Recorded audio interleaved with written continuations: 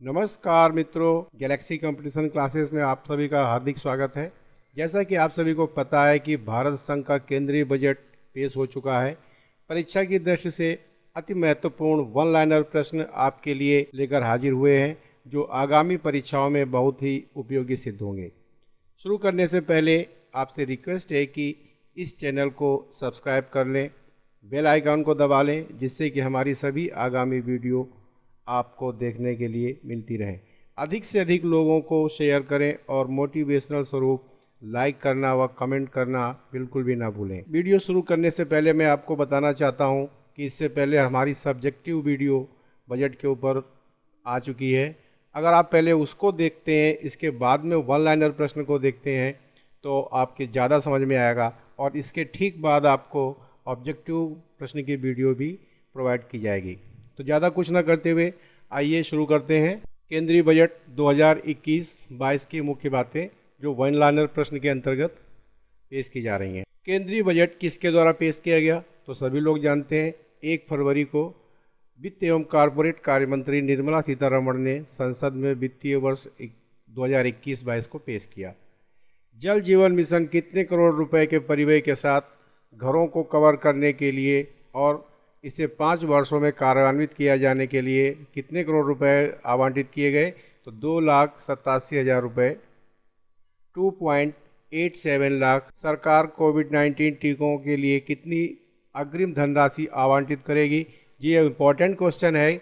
महामारी की दृष्टि से देखते हुए तो कोविड-19 टीकों के लिए कितनी अग्रिम धनराशि आवंटित करेगी, तो यह है 35,000 करोड़ रुपया।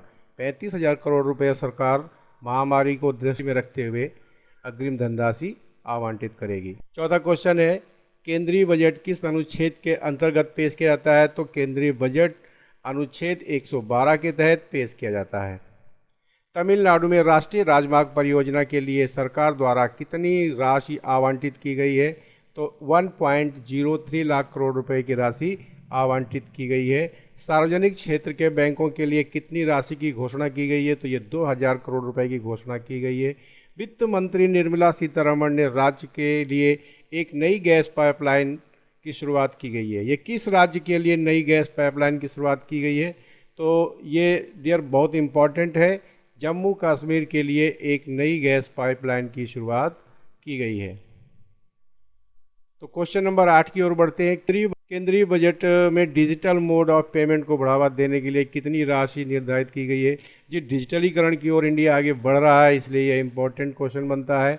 1,500 करोड़ रुपया की धनराशि आवंटित की गई है। आपकी जानकारी के लिए बता दें कि इस बार पहला ऐसा हुआ है कि वित्त मंत्री निर्मला सीतारमण ने जो बजट पेश किया है वो भी डिजिटलाइजेशन के तहत एक पाम टॉप या एक छोटे से इलेक्ट्रॉनिक नोटबुक में पेश किया गया है। वित्त मंत्री निर्मला सीतारमण ने पुर्तगाली शासन से मुक्ति की 60वीं वर्षगांठ मनाने के लिए गोवा राज्य को कितना धन आवंटित किया। ये क्वेश्चन ऐतिहासिक दृष्टि से भी काफ़ी महत्वपूर्ण बन जाता है, क्योंकि पुर्तगाली ऐसे शासक थे जो अंग्रेज़ों से पहले यानी सबसे पहले हमारे भारत में आए थे और भारत आज़ाद होने के बावजूद भी सबसे बाद में भारत में से गए, जो कि उनके जाने की 61वीं वर्षगांठ मनाई जाएगी। इसके लिए 300 करोड़ रुपए का धन आवंटित किया गया। वित्त मंत्री ने असम और पश्चिमी बंगाल के चाय श्रमिकों के में महिलाओं और बच्चों के कल्याण के लिए कितनी धनराशि की एक विशेष योजना की घोषणा की, तो वह है 1,000 करोड़ रुपए की। साल 2020-21 के लिए राजकोषीय घाटा कितना अनुमानित किया गया था। साल 2020-21 के लिए राजकोषीय घाटा 9.5% अनुमानित किया गया था। चलिए आगे क्वेश्चन की ओर बढ़ते हैं। क्वेश्चन नंबर 12 है, केंद्रीय विश्वविद्यालय कहाँ स्थापित किया गया। जी हाँ, ये क्वेश्चन आपका इंपॉर्टेंट बनता है, क्योंकि लेह तो केंद्रीय विश्वविद्यालय कहाँ स्थापित किया गया है, तो ये लेह में स्थापित करने के लिए धन आवंटित किया गया है। अब अनिवासी भारतीयों NRIs को दोहरे कराधान यानी डबल टैक्सेशन नहीं देना होगा। इसके लिए नए नियम लागू होंगे। कर लेखा सेवा यानी taxation limit, audit taxation limit कितनी हो जाएगी, तो पहले ये 5 करोड़ रुपए थी और अब इसको बढ़ाकर इसकी लिमिट 10 करोड़ रुपए कर दी गई है। सरकार ने कितने वर्ष से अधिक आयु वालों के लिए आयकर रिटर्न दाखिल करने की आवश्यकता को घटाकर वरिष्ठ नागरिकों के लिए एक राहत के रूप में उपाय दिए हैं, तो यह है 75 वर्ष से अधिक आयु वाले वरिष्ठ नागरिकों के लिए। अगला क्वेश्चन है, स्टार्टअप के लिए टैक्स हॉलीडे कितने वर्ष का है? ये है आप 31 मार्च 2021 वर्ष के लिए, अर्थात कोरोना काल में जिन लोगों ने स्टार्टअप के लिए लोन लिया था वो अपना टैक्स हॉलीडे 2021 तक नहीं जमा करते हैं तो उन्हें कोई दिक्कत का सामना नहीं करना पड़ेगा। क्वेश्चन नंबर 16 की ओर बढ़ते हैं। कॉपर स्क्रैप पर सीमा शुल्क कितना लगाया गया है? तो वह है 2.5%। स्टील स्क्रैप पर शुल्क छूट कब तक की है? तो वह है मार्च 2022 तक। अगला क्वेश्चन, सोलर लालटेन पर सीमा शुल्क में कितनी कटौती की गई है? तो वो 5% की गई है। क्वेश्चन नंबर 19 की ओर बढ़ते हैं। कितने टेक्सटाइल पार्क 3 वर्षों में लॉन्च किए जाएंगे? तो ये 7 टेक्सटाइल पार्क 3 वर्षों में लॉन्च किए जाएंगे। क्वेश्चन नंबर 20 की ओर बढ़ते हैं।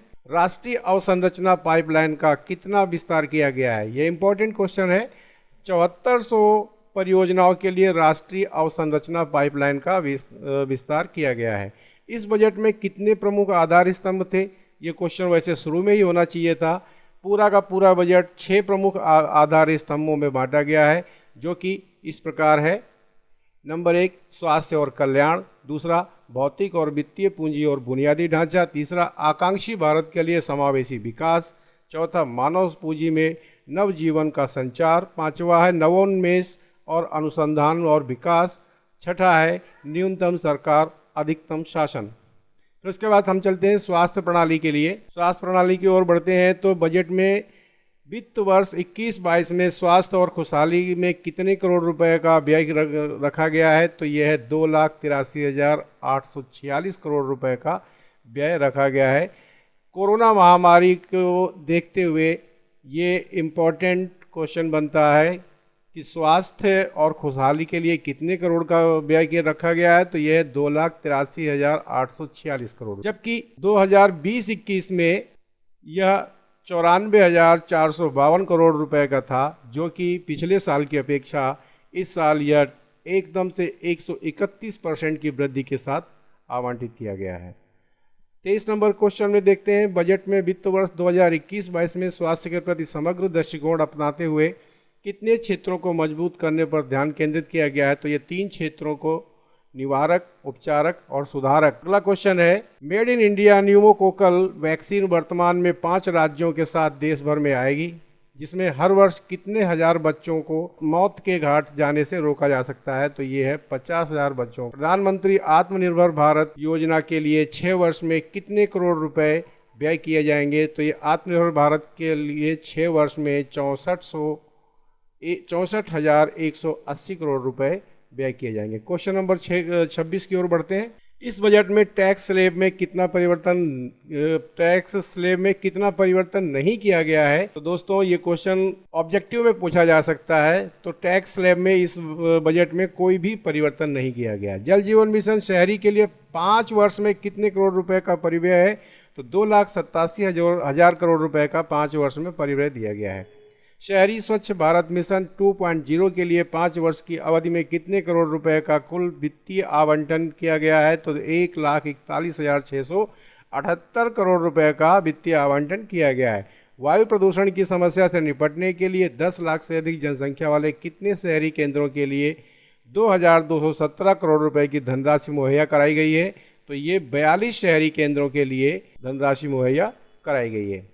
क्वेश्चन नंबर 30 की ओर बढ़ते हैं। राष्ट्रीय अवसंरचना पाइपलाइन NIP का विस्तार करके इसमें कितने परियोजनाओं को शामिल किया गया है? तो ये 7400 परियोजनाओं को शामिल किया गया है। दोबारा प्रिंट हो गया है। ये बहुत इंपॉर्टेंट क्वेश्चन है। परिसंपत्तियों पर जोर अगर दिया गया तो उसमें एक क्वेश्चन ज़्यादा महत्वपूर्ण बनता है, सड़क एवं राजमार्ग मंत्रालय को कितने रुपए अब तक सर्वाधिक आवंटन किया गया है? तो यह 1,81,101 करोड़ रुपए। जी हाँ, ये अब तक का राजमार्ग और सड़क मंत्रालय के लिए सर्वाधिक धन आवंटित किया गया था। उसके बाद में हम चलते हैं रेल अवसंरचना की ओर। मार्च 2022 तक कितने किलोमीटर लंबी सड़कें और बनाई जाएंगी? रेलवे संरचना की किलोमीटर लंबी सड़कें और बनाई जाएंगी, तो ये 8,500 किलोमीटर लंबी सड़कें। रेलवे के लिए कितने रुपए की राशि प्रदान की गई है? जिससे कि 1,07,100 करोड़ रुपए पूंजीगत व्यय के लिए है। ये है आपकी 1,10,55 करोड़ रुपया। विनिवेश एवं रणनीतिक बिक्री के तहत अगर हम बात करते हैं तो बजट अनुमान 2020-21 में विनिवेश से कितने रुपए की अनुमानित प्राप्तियां हुई हैं, तो 1,75,000 करोड़ रुपए की अनुमानित प्राप्तियां हुई हैं। आईडीबीआई बैंक के अलावा कितने सार्वजनिक क्षेत्र के बैंक और जनरल बीमा कंपनी का निजीकरण किया जाएगा, तो ये 2 सार्वजनिक बैंक और 1 जनरल बीमा कंपनी का निजीकरण किया जाएगा।